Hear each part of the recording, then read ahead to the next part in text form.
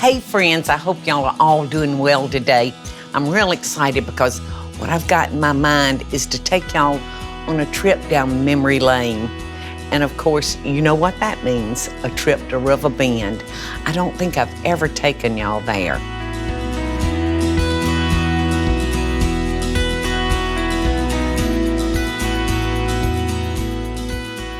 You know, there was one thing that I really wanted to do with Michael. And I wanted to take him to a place that was so special to me as a child. It's where I spent the first 10 years of my life. And it's really where it all started. And that was River Bend. Look at the pecan trees. Great time of day. The finest pecans in the world come out of this county. So, Michael, we're on US 19 right now. And it was called, what was it called? I can't remember. It had a nickname. Sunshine Parkway or something like that. But this was the only road from the north down to Florida. And if you went to Florida, you had to come down this road. You had no choice. And my granddaddy, when he built River Bend, he saw an opportunity to make the family a fine living by offering lodging and Grandma's wonderful meals. All right, now here, oh look, River Bend. River Bend. And look, that was the service station right over there. Michael, this is where it started. Uh-huh. And the cabin's set back there. Where? Right back there amongst all those trees. Uh-huh. And the hotel was right there.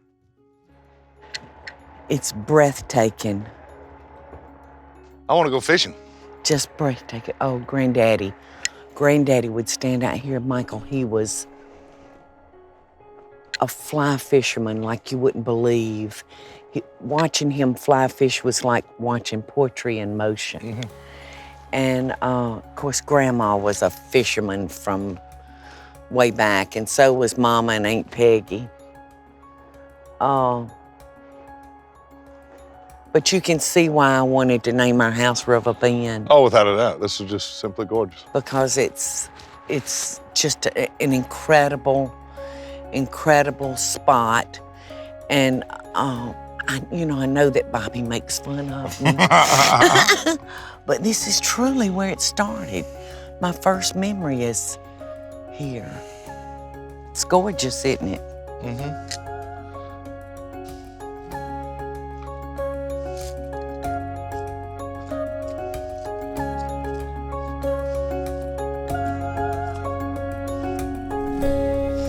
So this truly is where it all started.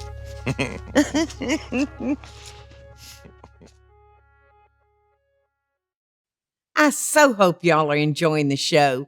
And if you do, be sure to click like, subscribe, and the notification bell so you'll never miss a video.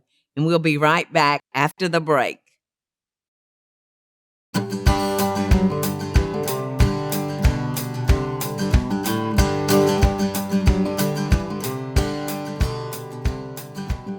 In honor of River Bend and my grandmother and grandfather Paul, I'm gonna cook a typical meal that my grandmother would have cooked, because my granddaddy was a huge fisherman. He loved fly fishing. But I couldn't get my hands on any trout today, so that's all right. He caught a brim and catfish in that river. So I'm gonna be preparing y'all catfish, and I'm gonna do it just like my grandmother would have done it. I'm gonna probably make one little change. And I wanna show y'all something real quick, like before we get started, because I got real tickled. I've got a phony tail. Y'all know what a phony tail is, don't you? Well, I looked down and Lulu is under the stove and she's sticking out a little. And I thought, dadgum, those dogs have gotten a hold of my ponytail. And thank goodness, I mean, it looked just like it. She's moved back a little bit more, but it looked just like my ponytail. Lulu and I have the same color hair. We go to the same hairdresser. So let's get started on today's meal. I have got my coleslaw all ready. My Aunt Peggy taught me years ago to put bell pepper in your coleslaw because it gives it that great crunch. And so that's all I got to do really is just stir that in, and this is ready. I've mixed some vinegar and sugar together and then stirred in my mayonnaise. And I used some silly salt in it. Okay. I made my coleslaw in a big bowl, so I'm just gonna transfer it into a nice clean bowl. Oh, and guess what else I'm cooking? You know, we couldn't have fish that we didn't have grits. So I've got a nice pot of buttery, creamy grits going back there. Ooh, that looks so good. It's gonna be so good and crunchy. All right, so that's done. You know, a fish meal is very, very easy to do. It doesn't take that long because, you know, I've said it 1,000 times, but I'll say it one more time. You don't want to overcook your fish because that will definitely ruin it. All right, so one down.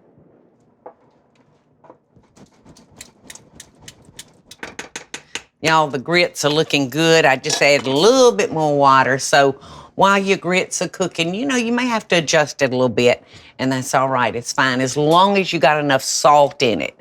Because if you don't put your salt in it when you first start cooking grits, you will never get them salty enough. I don't know what it is about that, but you want to make sure your water's good and salty. So the grits are ready, the tartar sauce is ready, the slaw is ready.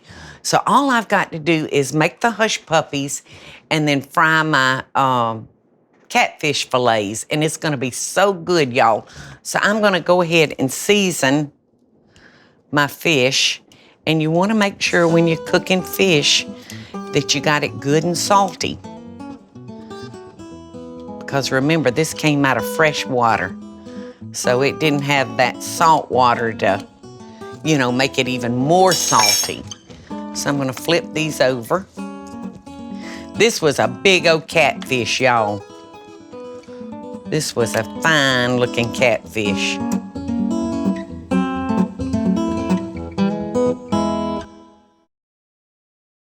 I hope y'all are enjoying the show, and I wanna hear from you. Tell me what recipes or videos you'd like to see me make by just leaving a short comment below.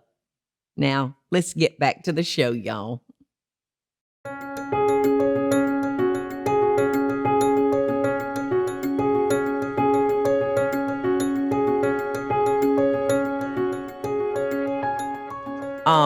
So let me tell y'all what actually took me back to Albany.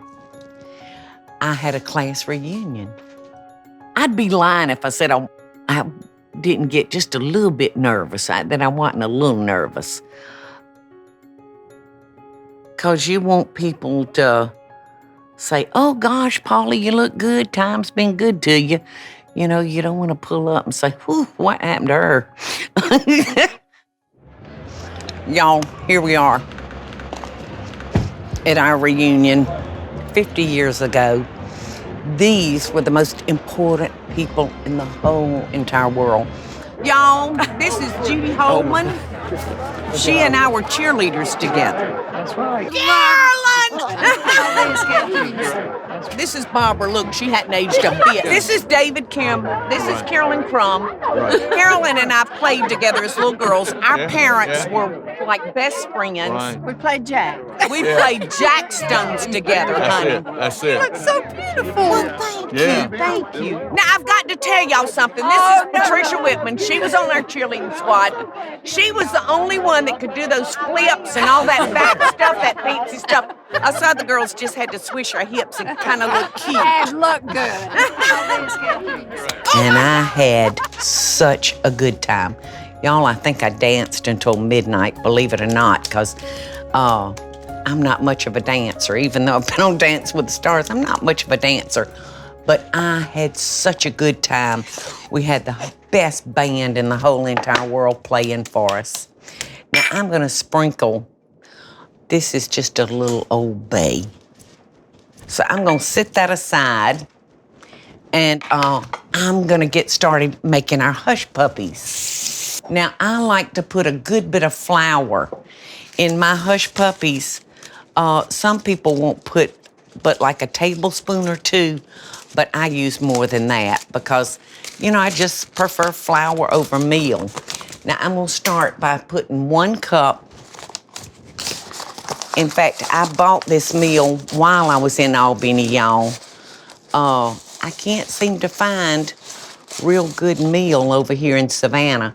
So this is some good old plain cornmeal. It's a fine ground meal, and it's just the best. All right, so I'm gonna use my 1/2 cup measurer, and I'm gonna put about a 1/2 cup of, I'm using self-rising flour, that's all right. One's self-rising and one's plain, but that's all right because I'm adding a teaspoon of soda and a teaspoon and a half of baking powder. And I'm gonna need about a teaspoon of salt. So that looks about like a teaspoon. I hope it's not too much. So I'm just gonna mix that together. I'm gonna put my egg in. All right, so now I'm gonna probably add about a cup of buttermilk. It'll probably take for 2 cups of this, maybe a little bit more. After you get your hush puppies made, you wanna let them sit a little bit because it'll swell up and all blend together, and it may turn out that you need a little bit more liquid.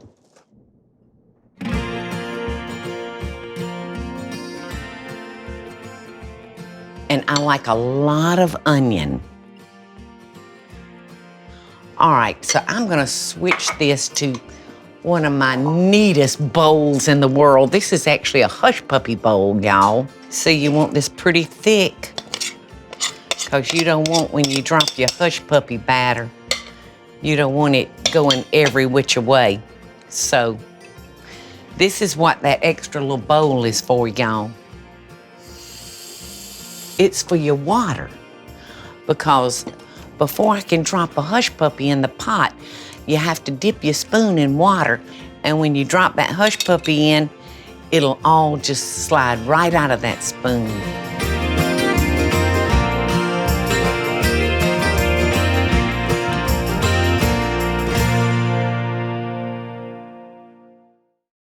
I so hope y'all are enjoying the show, and if you do, be sure to click like, subscribe, and the notification bell so you'll never miss a video.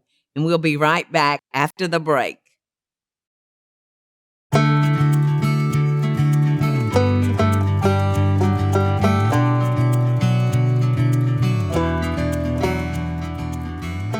Okay, kiddos, so now we're ready to address the fish. Now, I sprinkled it with salt and pepper and a little Old Bay. And now my grandma, this is where we differ, y'all. My grandma would use straight meal, where my mother introduced flour into the mix. And I like that so much better. So I'm gonna actually use more flour than I do meal. And I'm just using an all-purpose meal, just like I made my hush puppies from, but I'm using self-rising flour, so it really doesn't matter. All right, so you just wanna mix that up real good. And then we're gonna dip our catfish fillets in that. Oh, you know what? I wanted to sprinkle this with a little buttermilk.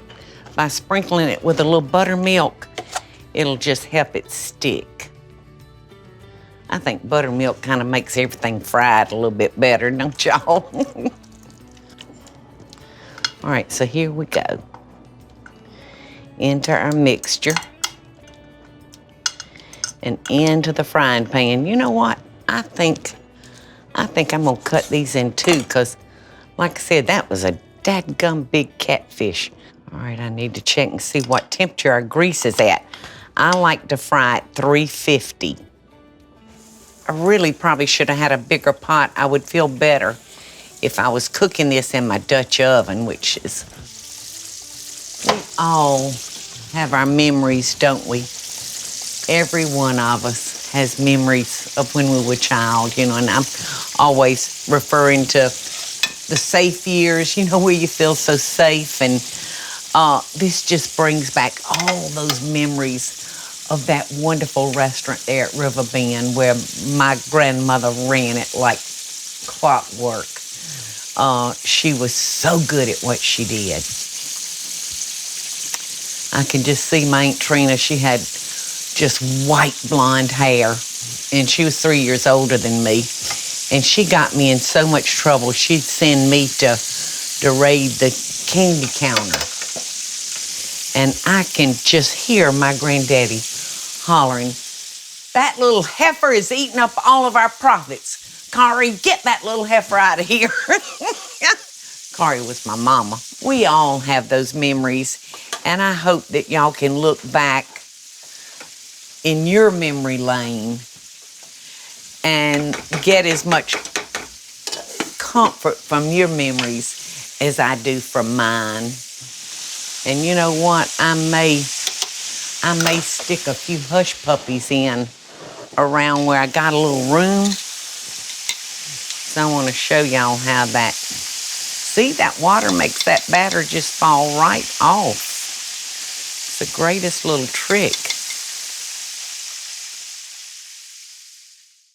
So I got everything ready. I got my wonderful creamy grits and the crunchy, crispy coleslaw. And of course the fried fish and the hush puppies. And I love this because it's actually some things I can taste without my friends knowing that I've been in it first, because I am a stickler about making sure that food is perfect before I call everybody to the table. So look at those buttery grits, y'all. Gotta have some coleslaw to cool those off. They're hot as fire, but so good, so creamy. So I used milk, and I put about a half a cup of half and half in them, and butter and salt and pepper. Nothing fancy. No big tricks. The coleslaw is delicious. And you know, I was telling y'all, I just love a little bit of tartar sauce with my hush puppies. So good. Delicious. The tartar sauce is just like a couple of handfuls of diced dill pickles and an onion and mayonnaise. And then I put a little silly salt, and that's it. And of course, y'all saw what I did to the fish. Oh my gosh, it's delicious. And that little bit of seasoning that I put on it just really makes it pop. So I hope y'all had fun today visiting with me. I hope you had fun going to River Bend and then coming back to my modern day River Bend. Yep, we wound up naming this piece of property River Bend. I didn't even realize in my subconscious I was trying to recreate the place that I grew up in. Of course, we don't have a motel here and we don't have a restaurant. Sometimes I feel like it's a motel, the way people come and visit and stay with me. But anyway, I hope y'all had fun, because I certainly had fun being with y'all. I look so forward to visiting with you at least once a week. Y'all have a blessed day and love and best dishes. Yum.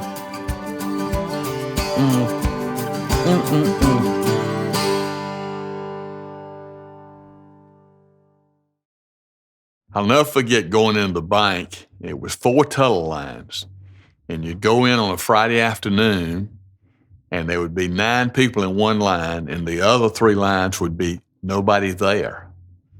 And they wouldn't look to another teller because they were trying to get them to come down. And what it amounted to is everybody wanted to go up and let Paula wait on them.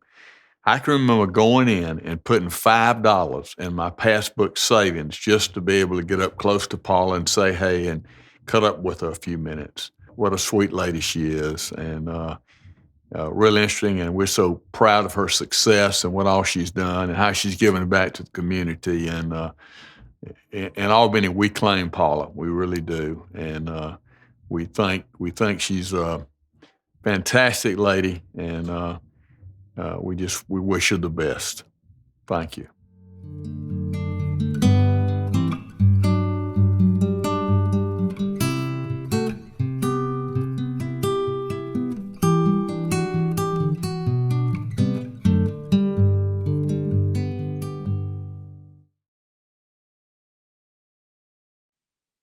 Hey y'all, it's Paula Deen. Now, if you enjoyed this video, be sure to like it and click the subscribe button as well as the notification bell to be alerted when I post a video. Love and best dishes, y'all.